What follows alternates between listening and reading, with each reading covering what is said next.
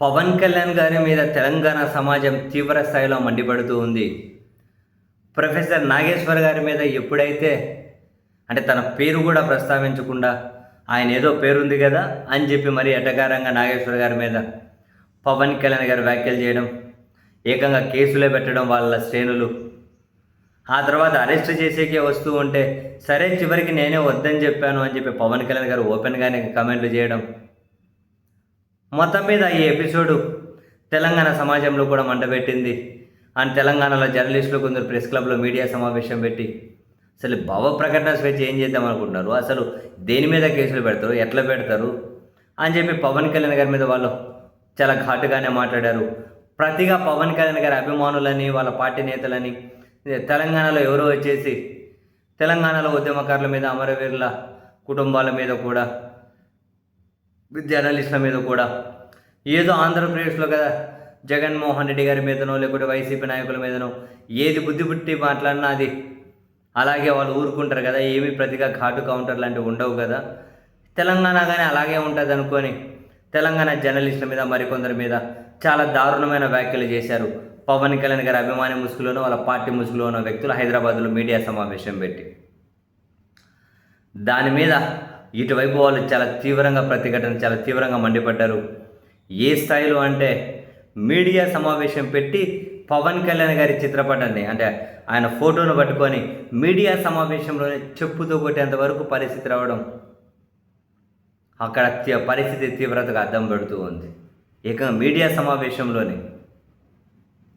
And మరో తెలంగాణ జర్నలిస్టులు అయితే ఏకంగా లైవ్లు పెట్టి వాళ్ళ ఛానల్స్లో అదిగో కోడి చెరువులో 10 ఎకరాలు పవన్ కళ్యాణ్ గారు కబ్జా చేశారు అని ఏకంగా ఆ ల్యాండ్ ఫోటోలు ఎవరి దగ్గర నుంచి కొన్నారు, ఎక్కడ మ్యూటేషన్ చేయించారు, ఏంది మొత్తం ఆ వివరాలన్నీ కనుక వాళ్ళు శంకరపల్లిలో అట, కోడి చెరువు అట అని ఇందులో వాళ్ళు చూపించే డాక్యుమెంట్స్లో ఎంతవరకు వాస్తవం ఏంటి అని తెలియదు. వాళ్ళే చెబుతున్నారు, ఓపెన్ డాక్యుమెంట్స్ పబ్లిక్లోనే పెట్టాం, పవన్ కళ్యాణ్ సమాధానం చెప్పాలి, తెలంగాణ సంపదను చెరువులను దోచుకున్నందుకు తెలంగాణ సమాజానికి క్షమాపణ చెప్పి అది వెనక్కి ఇచ్చేయాలి చెరువుకు అని చెప్పి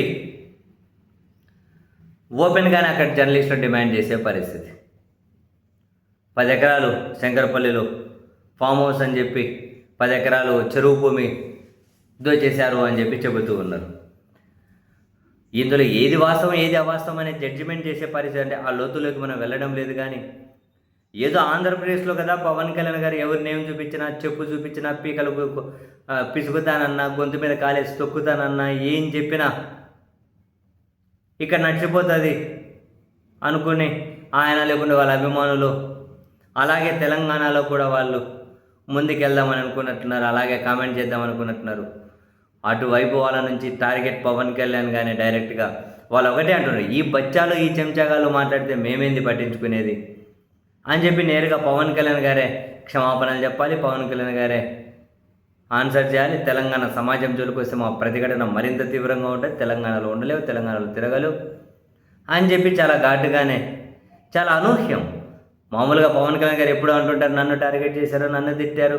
ఇప్పటివరకు ఆంధ్రప్రదేశ్లో ఆయన టార్గెట్ చేసిన వాళ్ళు లేరు, ఆయన్ను బేసిక్గా వైసీపీ వాళ్ళు తిట్టిన వాళ్ళు కూడా ఎవరూ లేరు. పదే నన్ను టార్గెట్ చేశారు, నన్ను తిట్టారు, అన్ని తట్టుకొని అంటూ ఉండే.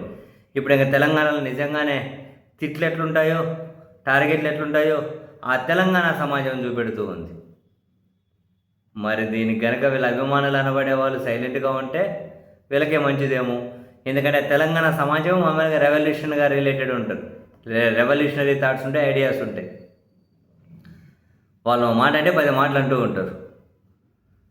మరీ ముఖ్యంగా అది రకరకాల విషయాలన్నీ బయటపడుతూ ఉంటాయి, చర్చ జరుగుతూ ఉంటాయి. అవాస్తవాల కథ పక్కన పెడితే జరగాల్సిన నష్టం అయితే జరిగిపోతుంది వీళ్ళకి.